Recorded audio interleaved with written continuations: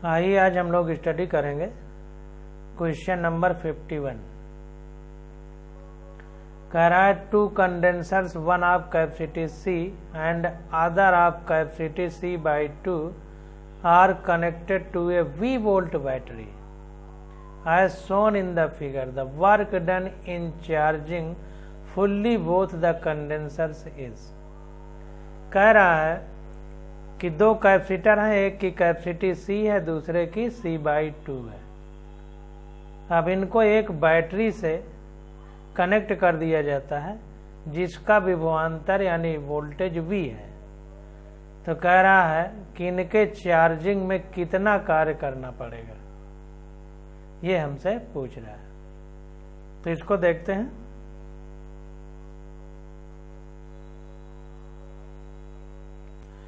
तो देखिए जैसे कनेक्ट किया गया है वैसे ही आंसर में कनेक्ट किया है।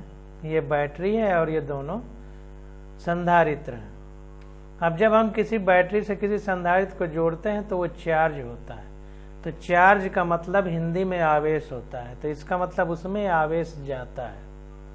अब जब यहां से आवेश जाएगा, और आवेश प्रवाह की दर को ही धारा कहते हैं, तो जब यहां से आवेश जाएगा तो जाहिर सी बात है कि दो जगह बटेगा, इसमें और इसमें दो दिशाएं हो जाएंगी। तो दोनों कैपेसिटर की चूंकि धारिता अलग अलग है तो जाहिर सी बात है दोनों में आवेश अलग अलग इकट्ठा होगा, इसलिए इसमें इकट्ठा होने वाले आवेश को Q1 मान लिया, इसमें इकट्ठा होने वाले को Q2 मान लिया। अब जो बैटरी से निकलेगा दोनों Q1 और Q2 में जाएगा, उस पूरे आवेश को Q मान लिया गया। मतलब ये Q जा रहा है और दो भागों में बट रहा है, Q1 और Q2 में। तो इसका मतलब इन संधारित्रों में जो आवेश इकट्ठा होगा Q1 और Q2 ये Q के बराबर होगा, यानी Q = Q1 + Q2 होगा। अब देखिए जब ये संधारित्र चार्ज होगा, इसमें और इसमें बैटरी का आवेश जाएगा, तो कब तक आवेश जाएगा? तब तक जाएगा जब तक विभवांतर 0 न हो जाए, या यूं कहें कि दोनों कैपेसिटर में विभव समान न हो जाए। तो गौर से देखिए यहाँ पर करंट दो भागों में बट रही है। हमने आपको बताया था कि जहाँ पर करंट दो भागों में बटती है उसका मतलब ये होता है कि वो कैपेसिटर पैरेलल में है, यानी समांतर क्रम में। तो देखिए इसमें ऊर्जा का वितरण जो है उसको हम लोग निकालते हैं। तो कह रहा है as the capacitors are connected in parallel, देखिए लिख दिया पैरेलल यानी समांतर। क्यों समांतर? क्योंकि दो भागों में करंट बट रही है या आवेश बट रहा है। Therefore potential difference across both the condenser remains the same। इसका मतलब है कि दोनों कैपेसिटर के जो टर्मिनल हैं, ये बिंदु हैं, इन पर विभव समान रहेगा। यूं कहें, ऐसा भी कह सकते हैं कि विभवांतर 0 हो जाएगा जब ये पूरी तरह से चार्ज हो जाएंगे। तो देखिए एक एक में कितना आवेश इकट्ठा होगा उसको निकालते हैं। हमें एक कॉमन पॉइंट चाहिए होता है जो दोनों में समान होता है। तो दोनों में क्या समान होगा? विभव समान होगा। तो इसको देखते हैं। Q1 = CV, Q2 = C/2V, क्योंकि Q = CV होता है कैपेसिटर के लिए, और Q1 = CV क्योंकि इसका C कैपेसिटेंस है, Q2 = C/2 क्योंकि इसका C/2 कैपेसिटेंस है। और जब ये समांतर क्रम में जुड़े होंगे तो वोल्टेज सबका सेम रहेगा। तो इसमें भी कॉमन पोटेंशियल V लिखा है, इसमें भी V लिखा है, क्योंकि समांतर क्रम में पोटेंशियल सेम रहता है। अब देखिए जो ये आवेश Q1 और Q2 है, दो भागों में बटा है, Q के बराबर होगा, इसलिए Q = Q1 + Q2। तो ये हो जाएगा हमारा Q = CV होता है तो Q1 = CV है तो CV लिख दिया, Q2 = C/2V है तो C/2V लिख दिया। तो ये हो गया 3/2 CV। अब देखिए work done in charging fully both the condensers is given. अगर हम इन कंडेंसर को पूरी तरह से चार्ज करना चाहते हैं तो चार्ज होने के बाद जो हमारा वर्क डन का फार्मूला होता है W = ½ QV। तो ये हो गया हाफ, ये हो गया V कितना V कितना आया है, हाफ Q, Q कितना आया है total, Q equal to Q1 plus Q2, 3/2 CV है, तो हाफ को बाहर लिखा, 3/2 CV लिख दिया, और V तो है ही, तो ये हो गया 3/4 CV स्क्वायर। इसको एक तरह से हम लोग और भी कर सकते हैं, वो तरीका ये है कि W equal to half CV square होता है, हाफ। अब ये हमारे दोनों कैपेसिटर समांतर क्रम में, तो समांतर क्रम में कैपेसिटर की कुल धारिता C1 प्लस C2 होती है। फार्मूला C1 C है, C2 C/2 है, तो ये हो गया 3/2C। तो हाफ C की जगह 3/2C रख दिए, और ये हो गया V स्क्वायर, तो ये हो गया 3/2 to 4 हो गया CV स्क्वायर। देखिए वही लिखा है, तो किसी भी तरह से आप निकाल सकते हैं। तो 51 का बी आंसर हमारा करेक्ट हो गया। अब 52 नंबर क्वेश्चन पे आ जाते हैं। तो 52वें क्वेश्चन में पूछ रहा है कि energy per unit volume for a capacitor having area A and separation D kept at potential difference V is given by. तो हमसे एनर्जी पर यूनिट वॉल्यूम पूछ रहा है कैपेसिटर के लिए, यानी ऊर्जा प्रति एकांक क्षेत्रफल, एकांक आयतन, वॉल्यूम का मतलब आयतन। तो इसको देखते हैं।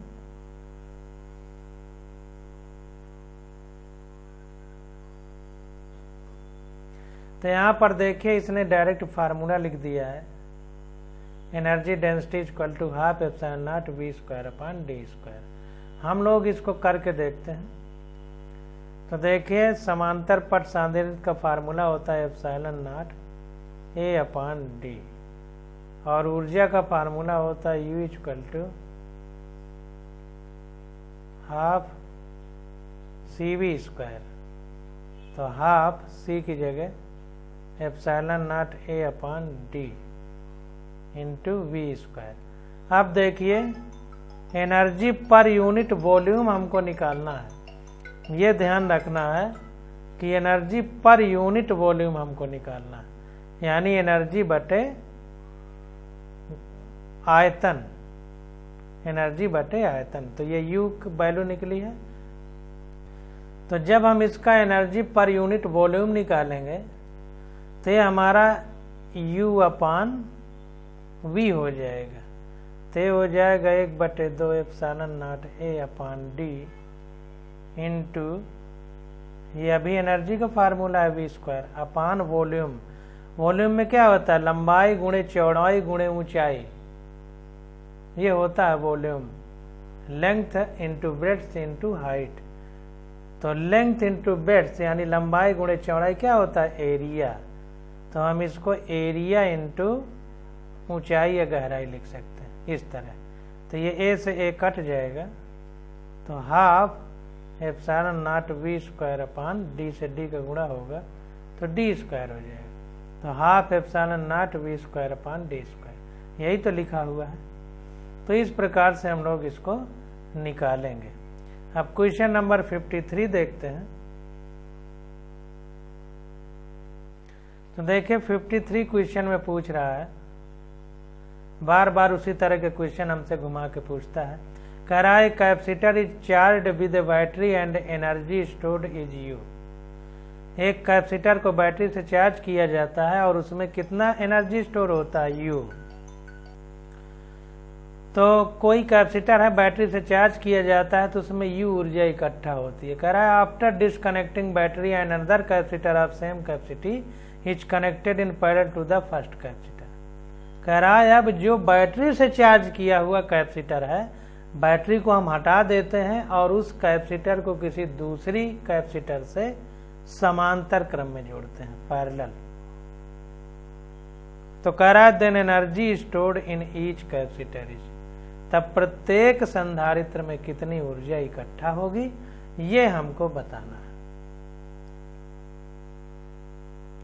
तो देखते हैं। देखिए अब जैसे जैसे क्रम से चल रहा है वैसे हम लोगों को चलना है। तो जब हम किसी कैपेसिटर को समांतर क्रम में जोड़ते हैं तो वोल्टेज कांस्टेंट रहता है, वोल्टेज कांस्टेंट रहता है। तो हमें ऐसा फार्मूला लगाना है जिसमें वोल्टेज हो। अब ध्यान दीजिए कि हमेशा फार्मूला लगाते समय इस बात को ध्यान देना है कि हमें कौन सा फार्मूला लगाना है। जैसे W = ½ QV भी होता है, Q²/2C भी होता है और ½ CV² भी होता है। तो जो तीनों फार्मूले हैं कौन कब कहाँ लगेगा इसको समझने की जरूरत है। तो यहाँ पर U = ½ CV² लगेगा क्योंकि यहाँ पर V कांस्टेंट है, या फिर Q चूंकि आवेश दोनों में बंटवारा होगा तो आवेश नियत रहेगा, तो जिसमें Q हो वो फार्मूला लगेगा। तो वही कह रहा है कि let Q be the charge on each capacitor. जो Q है आवेश वो दोनों कैपेसिटर में जाएगा। तो एनर्जी स्टोरिंग का फार्मूला लगा दिया, U = ½ CV² = Q²/2C। ये दोनों फार्मूले होते हैं हमारे एनर्जी के लिए। कह रहा है now when battery is disconnected and another capacitor of same capacity is connected in parallel to the first capacitor then voltage across each capacitor. कह रहा है जब बैटरी से जब चार्ज हो गया पहले कैपेसिटर, अब उसको जब हमने हटा लिया और हटा करके बैटरी से जब दूसरे बिना चार्ज वाले कैपेसिटर से जोड़ेंगे तो कंडीशन क्या होती है? वो कंडीशन होती है कि वोल्टेज दोनों कैपेसिटर में समान हो जाता है। तो अब देखिए यहाँ पर Q = CV होता है तो V = Q/C होगा, लेकिन जब समांतर क्रम में जोड़ेंगे तो दोनों की धारिता चूंकि C और C है तो जोड़ेंगे तो C + C = 2C हो जाएगा पैरेलल यानी समांतर क्रम में। तो एनर्जी स्टोरिंग का फार्मूला हो जाएगा ½ CV², तो CV हो जाएगा Q/2C, तो ये स्क्वायर होगा, तो ये आ जाएगा हमारा 1/4 U। तो कहने का मतलब है कि जब समांतर क्रम में जोड़ देंगे जिस बैटरी से चार्ज किए गए कैपेसिटर को अलग करके दूसरे कैपेसिटर से, तो एनर्जी 1/4 हो जाती है। 53 का बी ऑप्शन हमारा करेक्ट हो जाएगा। अब 54 नंबर क्वेश्चन देखते हैं। तो देखिए 54 नंबर क्वेश्चन में कह रहा है the energy stored in a capacitor of capacity C and potential V is given by. सीधा फार्मूला पूछ लिया है कि कैपेसिटर की ऊर्जा का फार्मूला बताइए अगर उसकी कैपेसिटी यानी धारिता C है और विभव V है। तो ½ CV² फार्मूला होता है 54 का D। सीधा सीधा हमसे फार्मूला पूछ लिया है। तो देखिए 54 का D विकल्प हमारा करेक्ट है। अब 55 नंबर क्वेश्चन देखते हैं।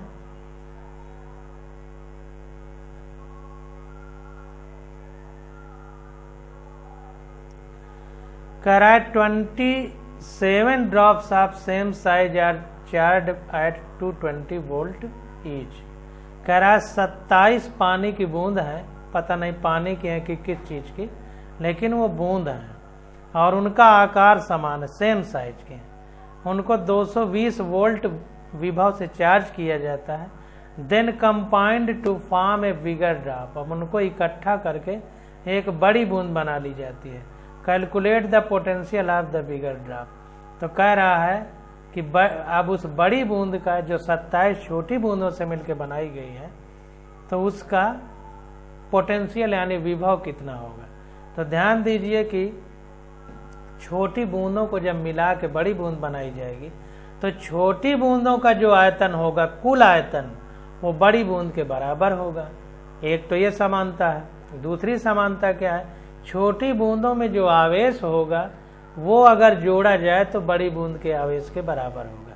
ये दो समानताएं हैं। इन्हीं दोनों समानताओं को आधार बना करके हम लोग क्वेश्चन को सॉल्व करेंगे। तो देखिए given the number of small drop n = 27। जो छोटी बूंदें हैं उनकी संख्या कितनी है? 27 है। Potential on each charge drop is. आवेशित होने के बाद प्रत्येक बूंद का आवेश कितना, वो विभव कितना है? V = 220 वोल्ट है। अब कह रहा है consider R be the radius of the small drop and capital R be the radius of the bigger drop. कह रहा है कि ऐसा हम मानेंगे कि छोटी एक बूंद की त्रिज्या स्मॉल आर है और बड़ी बूंद की त्रिज्या कैपिटल आर है। कह रहा है अकॉर्डिंग टू द क्वेश्चन के हिसाब से क्या है कि 27 small drop of same size combined to form a bigger drop. 27 छोटी बूंदों को मिला करके एक बड़ी बूंद बनाई गई है। So the volume remains same, ताकि उनका आयतन, क्योंकि छोटी 27 बूंदों को मिला के एक बड़ी बूंद बनाई गई है, तो बड़ी बूंद का आयतन 27 छोटी बूंदों के बराबर होगा। इसलिए यहाँ नीचे लिख दिया V bigger equal to 27 smaller, यानी एक बड़ी बूंद का आयतन बराबर 27 छोटी बूंदों का आयतन। अब आयतन, बूंद गोलाकार होती है तो जो गोले का आयतन होगा वही बूंद का आयतन होगा। तो गोले के आयतन का फार्मूला होता है 4/3 पाई आर क्यूब। तो बड़ी बूंद के लिए कैपिटल आर है, छोटी बूंद के लिए स्मॉल आर है। छोटी 27 बूंदें हैं तो 27 का गुणा है। अब ये आर क्यूब हो जाएगा, 4/3 कट जाएगा, पाई कट जाएगा, तो आर क्यूब इक्वल टू हो जाएगा 27 इंटू स्मॉल आर क्यूब। 27 को 3 की पावर 3 लिख सकते हैं, तो तीनों 3 कटेगा तो आर बराबर हो जाएगा 3r। तो now the potential of the small drop, ये आ गई हमारी त्रिज्या। अब विभव क्या होगा, तो हमारा विभव का फार्मूला होता है V equal to 1/4 pi epsilon naught Q upon R। छोटी बूंद के लिए स्मॉल आर, बड़ी बूंद के लिए कैपिटल आर। तो छोटी बूंद का विभव कितना होगा, V इक्वल टू, ये 1/4 पाई एप्सिलॉन नॉट की जगह K लिख सकते हैं, KQ अपॉन R, के बराबर इतना लिख दिया जाता है। तो ये हो गया V equal to KQ upon small R छोटी बूंद के लिए। इसीलिए बड़ी बूंद के लिए here Q is the charge on the small drop, ये स्मॉल Q छोटी बूंद में आवेश है। The potential of the bigger drop. अब बड़ी बूंद की बात आ जाती है, तो जब बड़ी बूंद की बात करेंगे तो बड़ी बूंद के लिए फिर यही फार्मूला होगा। बस फर्क इतना है कि छोटी बूंद में हमने स्मॉल Q चार्ज माना है, बड़ी बूंद में कैपिटल Q, और बड़ी बूंद की त्रिज्या कैपिटल आर है। तो इसमें स्मॉल Q और स्मॉल आर की जगह कैपिटल Q और कैपिटल आर हो गया। अब देखिए, here Q is the charge in the bigger drop, capital Q बड़ी बूंद में चार्ज। अब छोटी एक 27 बूंदों का विभव और बड़ी एक बूंद का विभव, तो इसको देखते हैं। अरे छोटी 27 बूंदों का चार्ज, बड़ी एक बूंद का चार्ज, दोनों बराबर होंगे। तो वही कह रहा है कि the charge on the bigger drop is 27 time the charge on the smaller drop, that is capital Q equal to 27 small Q। क्योंकि आवेश तो बराबर होगा, बट क्योंकि छोटी बूंद को ही बड़ी बूंद बनाई जा रही है, तो आवेश बराबर होगा और आयतन बराबर होगा। तो आप देखिए, the potential of the bigger drop, बड़ी बूंद का चार्ज, ये आवेश विभव V dash equal to K। अब Q छोटी 27 बूंदों का चार्ज है, तो यहाँ पर हम 27 स्मॉल Q लिख सकते हैं, और एक बड़ी बूंद का त्रिज्या 3r के बराबर है छोटी बूंदों के, तो कैपिटल R की जगह 3r लिख दिया। इसको सॉल्व किया तो आ गया 3 से 9 बार कटा, तो V dash equal to 9 KQ upon R आ गया। आप देखिए, तो ये V डैश इक्वल टू हो जाएगा 9V, क्योंकि V equal to KQ upon R है छोटी बूंद के लिए, तो यहाँ पे डायरेक्ट V लिख दिया। तो ये आ गया 9 इंटू एक छोटी बूंद का आवेश विभव कितना है, 220, तो 220 रख दिया तो आ गया 1980 वोल्ट। तो जो बड़ी बूंद है उसका विभव कितना होगा, 1980 वोल्ट होगा। तो इस प्रकार से हम लोग क्वेश्चन को सॉल्व करेंगे। अब देखिए 56 क्वेश्चन आ जाता है हमारे पास। तो देखिए 56 नंबर क्वेश्चन में क्या है, कह रहा है two charge spherical conductor of radii R1 and R2 are connected by a wire. कह रहा है दो गोलाकार चालक हैं, स्फेरिकल कंडक्टर का मतलब गोलाकार चालक है, जिनकी त्रिज्या R1 और R2 है, उनको एक तार के द्वारा जोड़ दिया गया। Then the ratio of surface charge density of the sphere sigma 1 sigma 2 is. तो कह रहा है जब जोड़ दिया गया तो उनकी पृष्ठीय आवेश घनत्व कितना होगा। अगर पहले वाले का सिग्मा 1 है पृष्ठीय आवेश घनत्व और दूसरे वाले का सिग्मा 2 है, तो उनका अनुपात क्या होगा, तो इसको देखते हैं। एक एक चीज को अच्छे से समझिए तो सारी बातें बहुत अच्छे से समझ में आ जाएंगी। तो देखिए,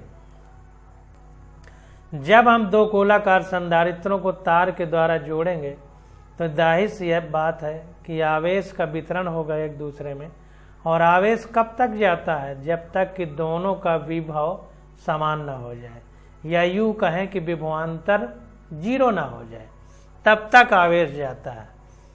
विभव जब समान होगा तो विभवांतर 0 होगा, क्योंकि मान लीजिए दोनों में विभव 50 वोल्ट है, तो एक 50 में दूसरा 50 घटाएंगे तो 0 आएगा, मतलब विभवांतर 0 होता है।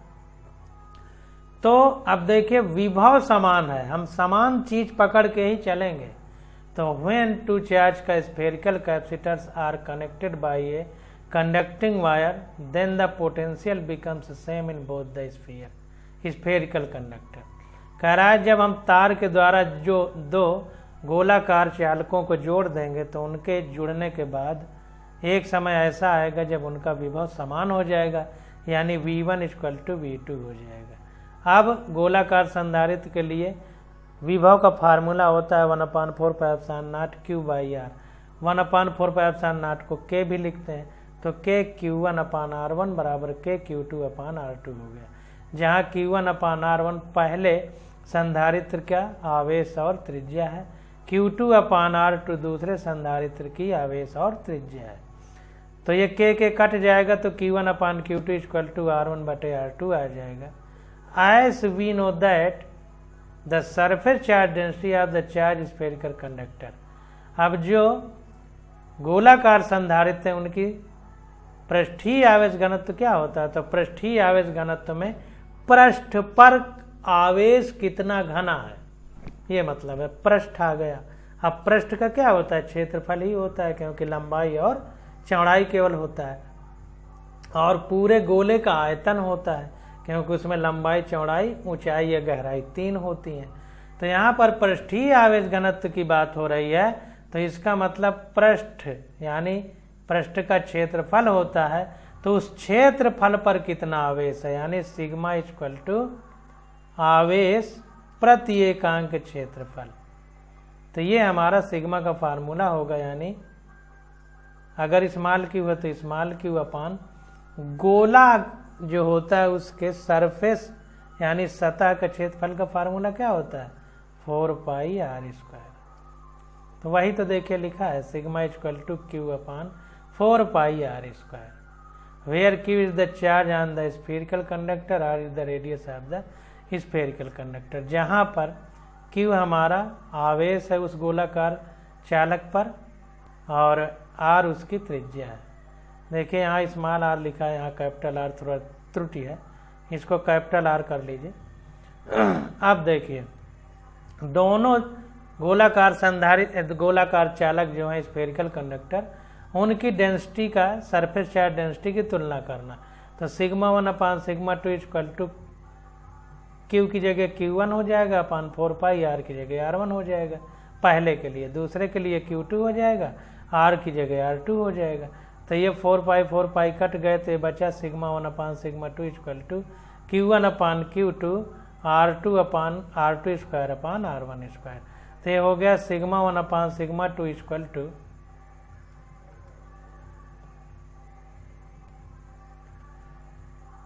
सिग्मा 1/σ2 = R1/R2 R2² तो R2 से R2 कट गया, R1 से R1, तो हो गया सिग्मा 1/σ2 = R2/R1। अब देखिए इसको डायरेक्ट याद कर लीजिए, इससे बड़ा फायदा होगा। यही क्वेश्चन सीधा पूछ लिया जाता है कि दो गोलाकार संधित्र जुड़े हैं और उनमें आवेश जा रहा है, इसके बाद क्या होता है कि अंत में उनकी सरफेस चार्ज डेंसिटी का रेशियो क्या होगा। तो सिग्मा 1/σ2 = R2/R1।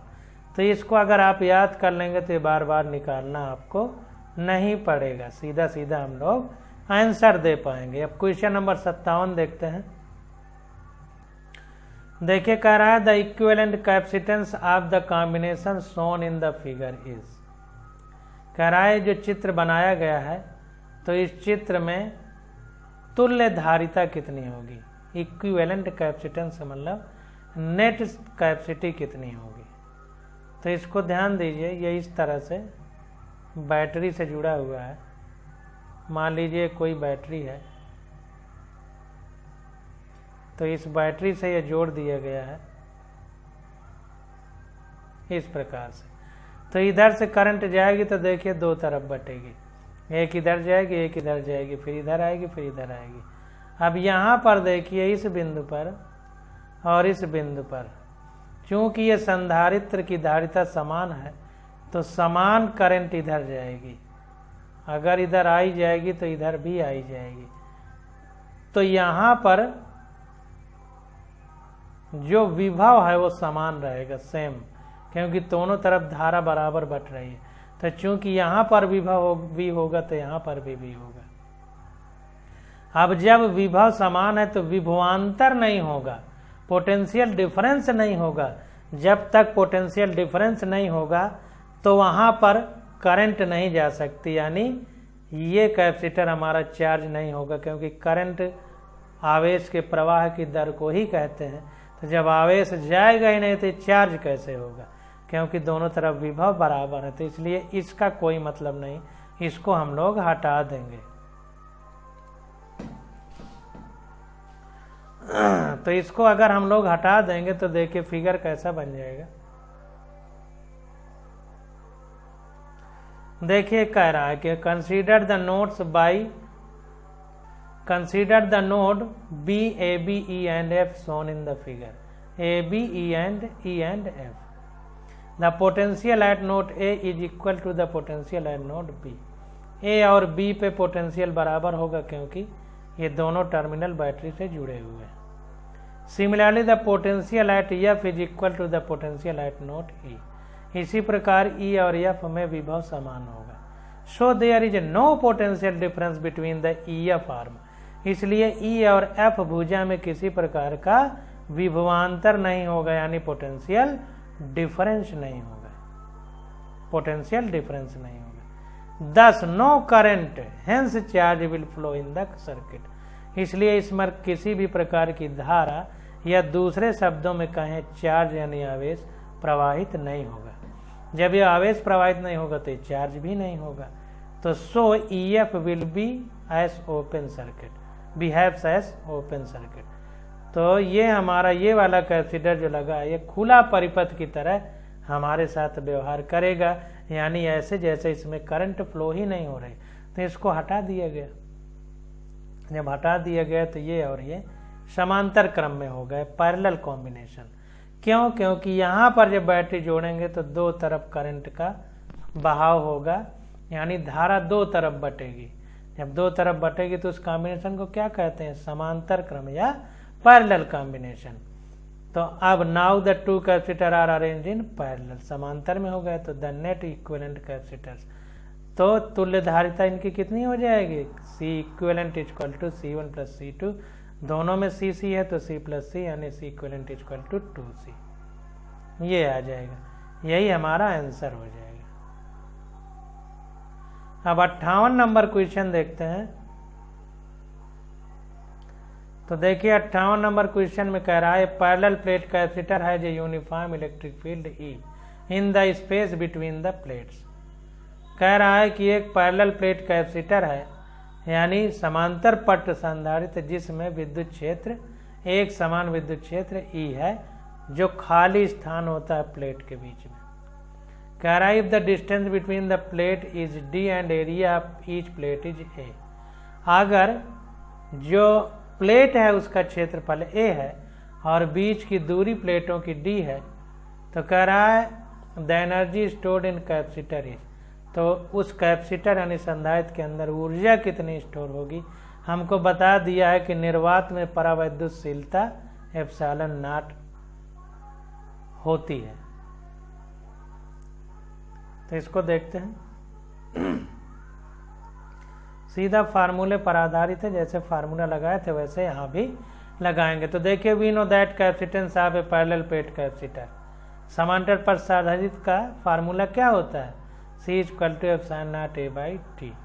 अब देखिए पीछे बहुत बार बता चुके हैं कि E इक्वल टू V/D होता है या V इक्वल टू ED, ये बार बार नहीं निकालना है। तो कह रहा है the relation between the potential difference V and electric field E, यानी विभव और विद्युत क्षेत्र में क्या समान तुलना है या क्या आपस में कॉम्बिनेशन है, तो V इक्वल टू होता है ED। अब सीधा ऊर्जा इकट्ठे होने वाला फार्मूला लगा देंगे, तो U equal to half CV square, तो U equal to half C की जगह ये रख देंगे और V की जगह ये रख देंगे, तो एप्सिलॉन नॉट A/D ED का होल स्क्वायर। तो ये आ गया सॉल्व करने पे आप half epsilon not E square A into D, यही हमारा आंसर हो जाएगा 58 का C। अब 59 नंबर क्वेश्चन देखते हैं। कह रहा है two hollow conducting sphere of radii R1 and R2, जहां पर R1 बहुत ज्यादा है R2 से, हैव इक्वल चार्ज, दोनों में बराबर आवेश है।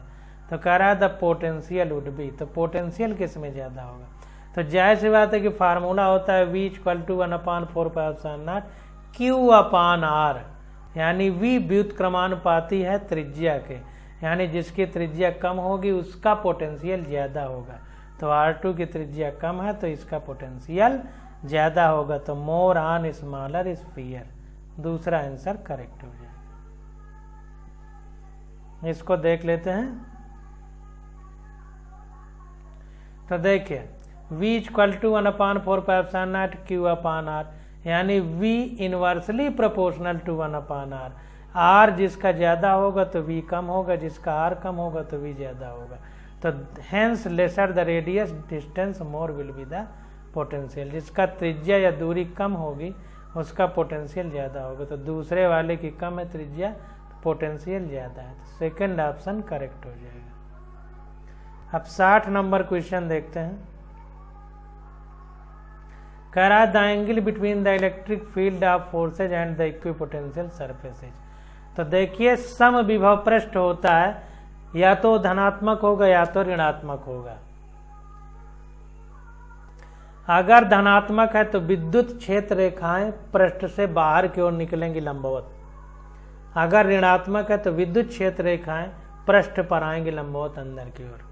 हम लोगों ने पढ़ा है कि गोले में त्रिज्यीय बाहर की ओर निकलते हैं अगर धनावेश है, और अगर ऋणावेश है तो त्रिज्यीय यानी रेडियली अंदर की ओर आती हैं स्फीयर में। तो जैसी बात है कि छोटे छोटे गोले ही पृष्ठ पर है, तो पृष्ठ चूंकि समतल है तो अब समतल से 90 डिग्री पर हमारी इलेक्ट्रिक फील्ड लाइंस या तो बाहर निकलेंगी या तो अंदर आएंगी, निर्भर करेगा कि उस इक्विपोटेंशियल सरफेस पर चार्ज पॉजिटिव है कि नेगेटिव है। तो 90 डिग्री आंसर हो जाएगा।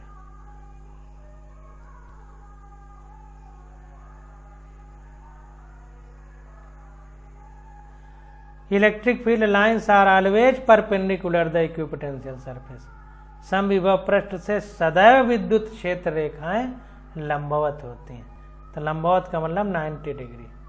61 नंबर क्वेश्चन देखते हैं।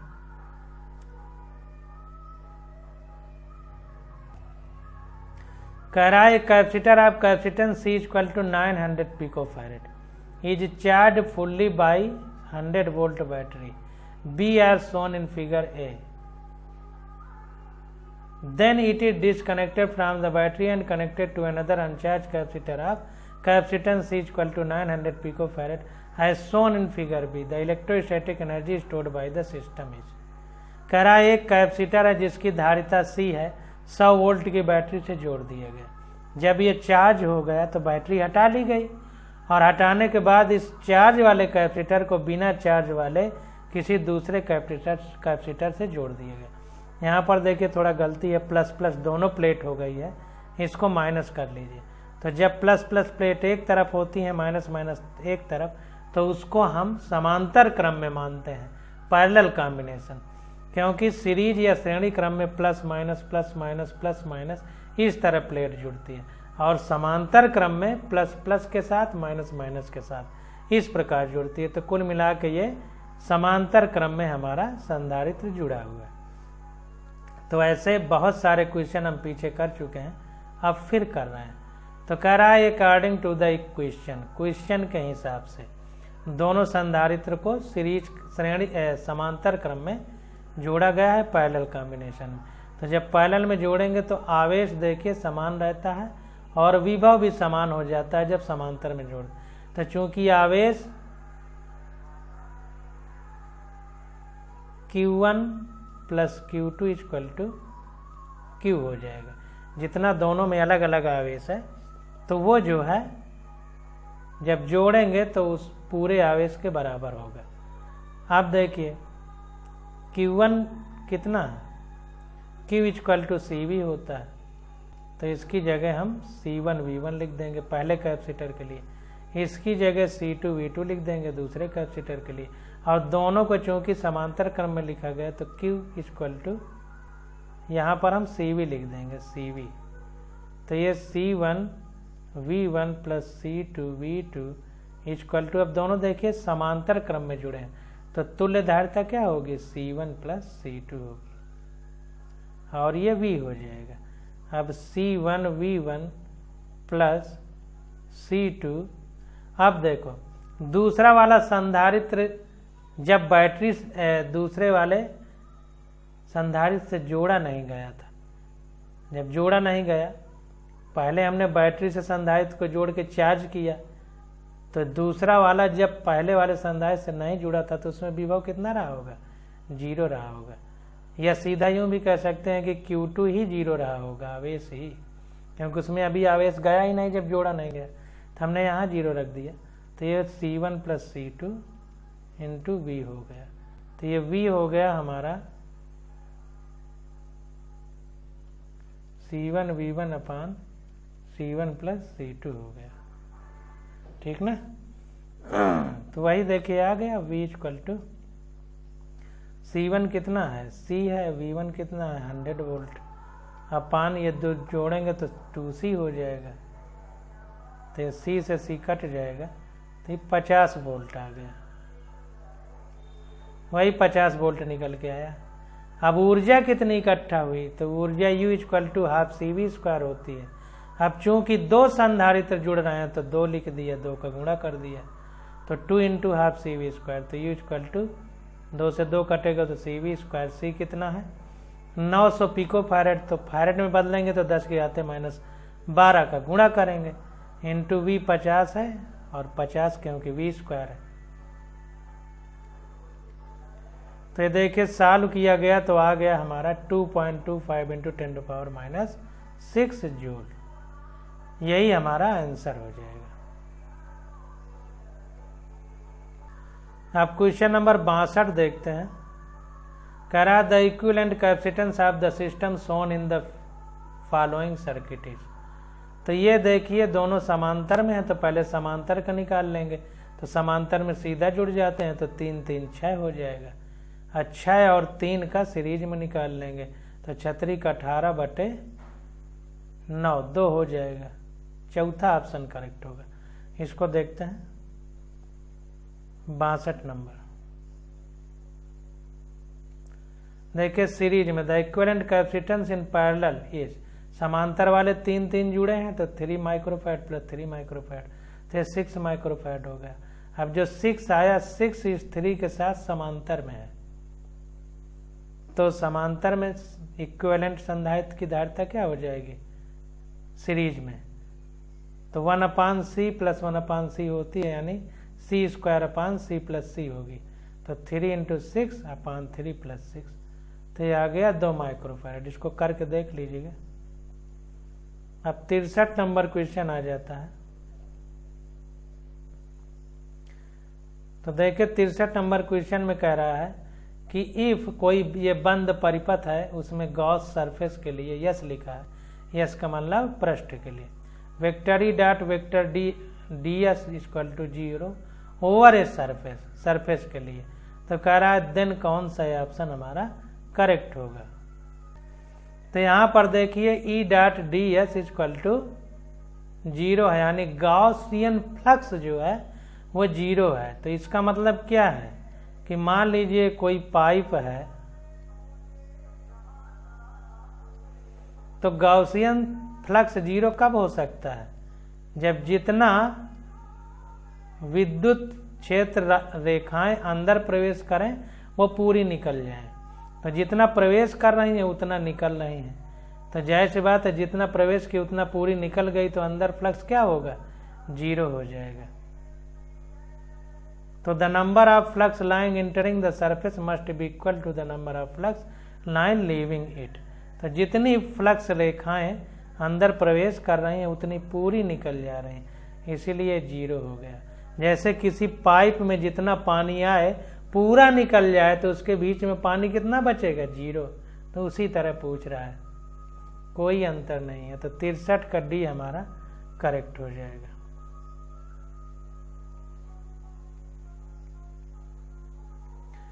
According to Gauss law of electrostatics, स्थिर वैद्युतिकी के लिए गाउस का नियम क्या है, फाई इक्वल टू यानी नेट फ्लक्स इक्वल टू ये सरफेस जो बंद सरफेस है उसमें vector E dot vector D S, ये इक्वल टू होता है क्यू अपान एप्सिलॉन नॉट। तो क्यू नेट हो जाएगा।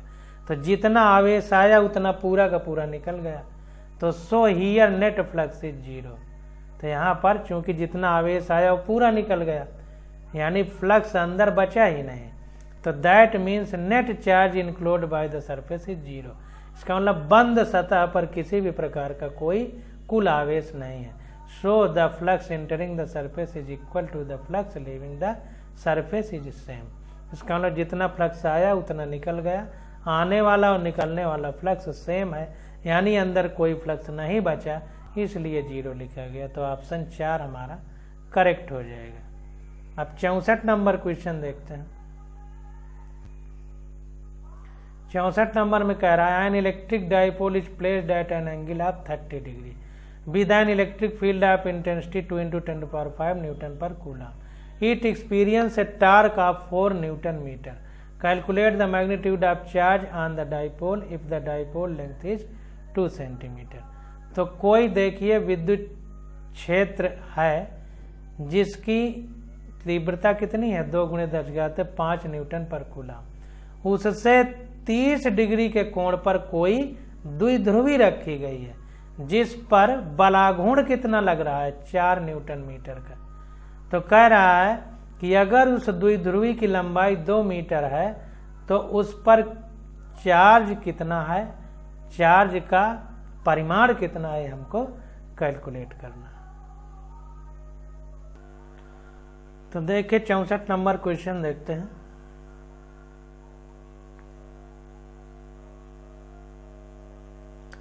तो देखिए जो बलाघूर्ण होता है द्विध्रुवी में टॉर्क, उसका फार्मूला होता है tau equal to P E sine theta, या और जो हमारा पी होता है मोमेंट का formula P equal to Q into L होता है।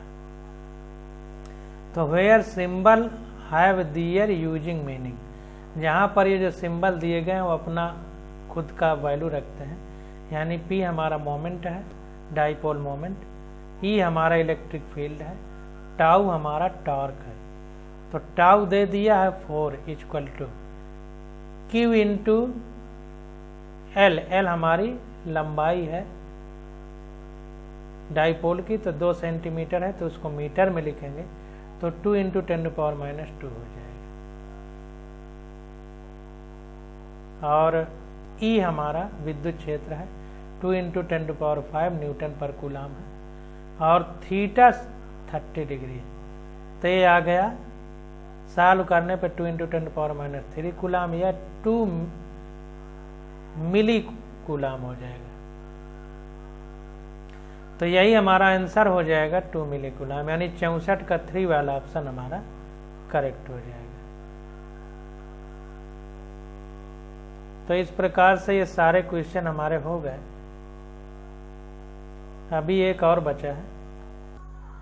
तो देखिए 65 नंबर क्वेश्चन में कह रहा है कि an electric dipole is placed as shown in figure. एक वैद्युत द्विध्रुव रखा गया है जैसा चित्र में दिखाया जा रहा है।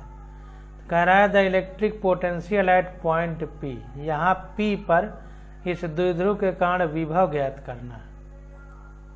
P due to the dipole, द्विध्रुव के कारण, हमको बता रहा है कि epsilon naught permittivity of free space है और 1/4 पे एप्सिलॉन नॉट को के लिखा गया है। तो आंसर में आपको दिक्कत ना हो इसलिए ये बता दे रहा है। तो देखिए इस आवेश के कारण यहाँ पर विभव और इस आवेश के कारण, दोनों के कारण निकाल करके उसको जोड़ लेंगे। तो देखते हैं, तो यहाँ पर देखिए यहाँ से 3 सेंटीमीटर की दूरी है, यहाँ से 3 सेंटीमीटर और यहाँ से ये P पॉइंट की 5 सेंटीमीटर है।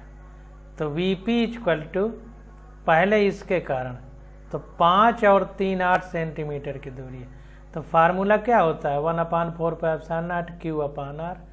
तो 1/4 पे एप्सिलॉन नॉट की जगह K लिख दिया, Q हमारा -Q है और R हमारा 5 3 8 सेंटीमीटर है प्लस अब इसके कारण यहाँ पर तो 1/4 पे एप्सिलॉन नॉट Q/R।